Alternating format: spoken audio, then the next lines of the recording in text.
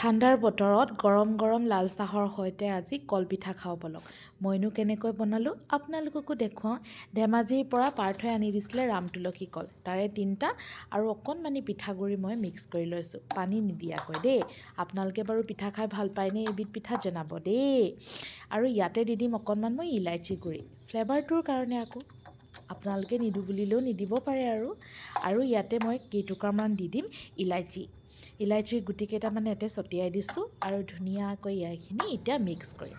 আৰু এখন কলপাত লৈ এখন ধুনীয়াকৈ সেকি দিম। কলপাতখন সেকাৰ পাছত ইয়াতে 2 চামুচ মই পিঠাখিনি দি কিনি অকণমান হেঁচি দিছোঁ আৰু হেঁচি দি এতিয়া পাতখন জাপ দি দিম।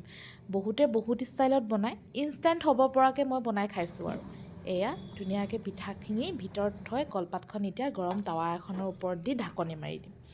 অকণমান সময়ৰ পাছতে আপোনালোকে লুটিয়া বাগৰা কৰিলে হ'ল আৰু। ইয়াত কোনো ধৰণৰ পানী বা তেলৰ ব্যৱহাৰ কৰা নহয়।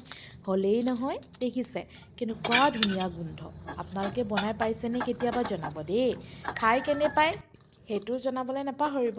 আনফালে আকৌ দেৰি হৈছে নহয়, দুটাকৈ বনাই দিছোঁ আৰু। ৱাও, দেখিবলৈ যেনেকুৱা ধুনীয়া, খাবলৈ আৰু বেছি ধুনীয়া। আৰু এনেই মই কল খাবলৈ বেয়া পাওঁ, ইয়াত কিন্তু কল দি মই বিৰাট ভাল পাইছোঁ খাবলৈ।